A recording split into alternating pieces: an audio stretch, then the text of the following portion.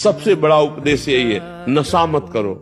अगर नशा करके जाओगे तो तुम ऐसे अपराध करोगे, घर में आतंक मचाओगे। ये गंदा भोजन मत करो, नहीं बुद्धि भ्रष्ट हो जाएगी। और हाथ जोड़कर प्रार्थना है, सबसे बड़े भगवान, मंदिर जाओ या न जाओ, अपने माता पिता की सेवा कर लो, भगवान प्रसन्न हो जाएंगे। हम ये नहीं कहते कि माता पिता गलत नहीं, लेकिन उनकी बुद्धि खराब हो गई है।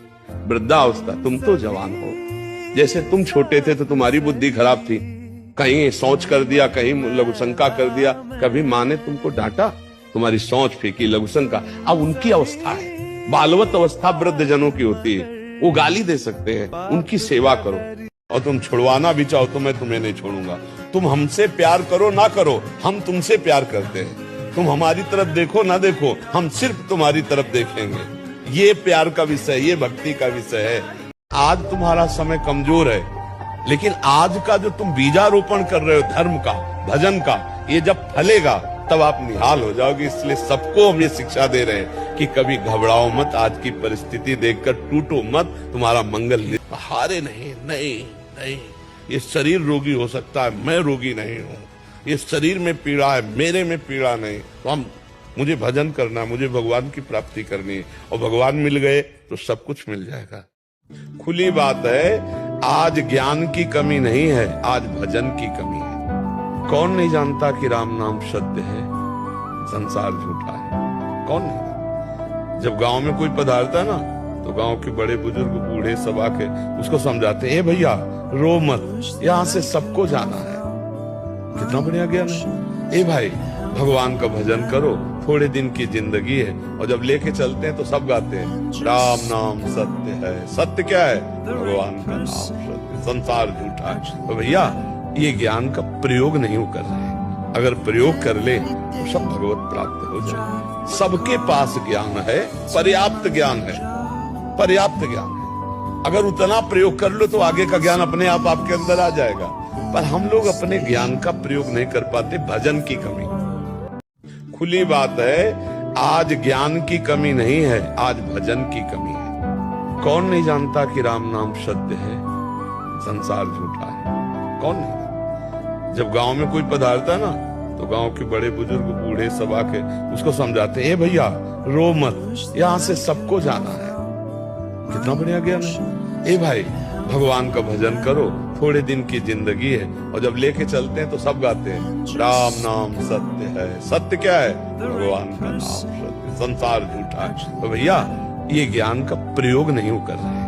अगर प्रयोग कर ले तो सब भगवत प्राप्त हो जाए। सबके पास ज्ञान है, पर्याप्त ज्ञान है, पर्याप्त ज्ञान है। अगर उतना प्रयोग कर लो तो आगे का ज्ञान अपने आप आपके अंदर आ जाएगा। पर हम लोग अपने ज्ञान का प्रयोग नहीं कर पाते, भजन की कमी। राधे राधे महाराज जी। महाराज जी, कुछ दिन पहले आपने नाम की संख्या का वर्णन किया था। आपने बताया था कि 1 करोड़ नाम जप होने पर शरीर निष्पाप हो जाता है और 2 करोड़ पे धन का अभाव खत्म हो जाता है। महाराज जी, मैं इस स्थितियों को प्राप्त करना चाहता हूँ। महाराज जी, मुझे कोई एक नाम दे दो और उसका नियम या सावधानियां बता दीजिए। बस राधा राधा राधा राधा राधा राधा। जो नाम जप करता है तो बाहर और भीतर से पवित्र हो जाता है। चाहे शौच में बैठे हो, चाहे पवित्र हो, किसी भी स्थिति में निरंतर नाम जप करो। आप बस काउंटर का प्रयोग लेटरिन में बैठ के मत करना। हाँ, बकाया हर समय गिनती करो, बहुत सुंदर देख लेना, खुद निहाल हो जाओगे। कोई गंदा आचरण मत करो, गंदा भोजन मत करो, निकल जाओगे। खूब नाम जप करो, संख्या पूर्वक कि इतने आज जप किए और बढ़ाया, इतने आज किए, इतने आज किए, उससे मन लगता है। सब व्यक्तियों को चाहिए कुछ नियम धारण करना। हमारी प्रार्थना, यदि आप अपना मंगल चाहते हो, पहली बात रोज चरणामृत पियो। दूसरी बात, घर से निकलने के पहले 11 बार कृष्णाय वासुदेवाय इस मंत्र का जाप करो। तीसरी बात, नाम संकीर्तन 20-30 मिनट अपने घर में करो, जितना आनंद पूर्वक खुद डूब करके नाम संकीर्तन करो। चौथी बात, भगवान को 11 साष्टांग दंडवत करो। कृष्ण को जो प्रणाम करता है उसका पुनर्जन्म नहीं होता। और 5वीं बात, वृंदावन की रज ले जाओ, जरा सी रज माथे पे रखी रज, अपने बालों के बीच में जरा सी रज, वो हमारे सर माथे रहेगी ना। ये हमारी 5 बातें याद करना, आप सदैव सुखी रहोगे। लोग जंतुर पर भरोसा करते हैं, कलावा पे भरोसा करते हैं, ये 5 बातें मान लो, तो तुम्हारा परम मंगल हो जाएगा। इन 5 बातों को जो अपने जीवन में उतारेगा वो खुद अनुभव करके देख लेगा कि हमको वृंदावन में जाने से क्या लाभ मिला। काहे को चिंता करते हो?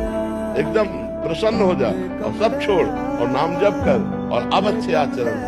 रोना धोना क्या, समझो गलती किससे नहीं हो जाती।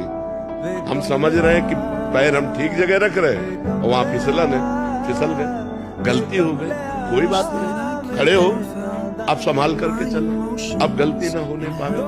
और कोई प्यार नहीं करता, मर गए तो 1-2 दिन रोना होगा, महीना 2 महीना चर्चा होगी, कूड़ा पड़ गया फिर तो कौन याद करता है। और ये बात जीते जी हम अगर समझ जाए कि हमारा कोई नहीं है, यहाँ से कुछ नहीं ले जाना है, जो ले जाना है वो है भगवान का नाम, भगवान का स्मरण, परोपकार, अच्छे कर्म, वो करे मनुष्य।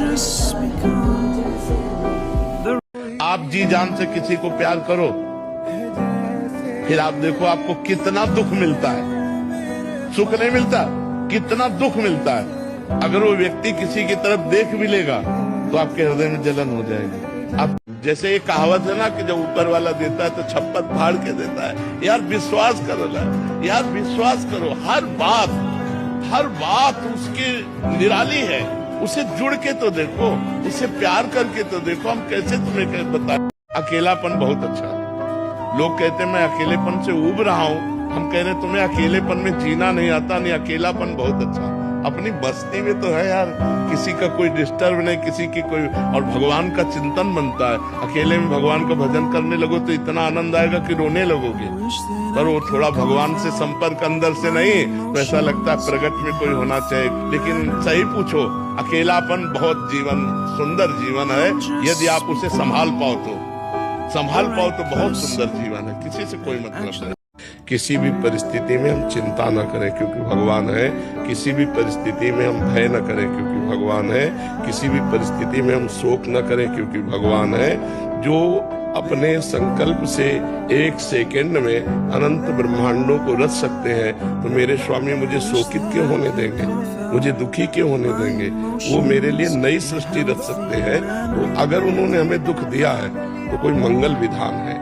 इसलिए विश्वास करो, जो तुम्हारा अपमान, जो तुम्हारी निंदा, जो तुम्हारी अवहेलना कर रहा है, वो तुम्हें पुष्ट कर रहा है, नष्ट नहीं कर रहा है, तुम्हें बलवान बना रहा है। हम लोग विरोध करके नष्ट हो जाते हैं। अगर विरोध ना करें तो अपमान, निंदा, तिरस्कार, ये विरोध, ये हमको भगवान के समीप पहुंचा दे, हमें बलवान बना दे। सच्ची मानिए।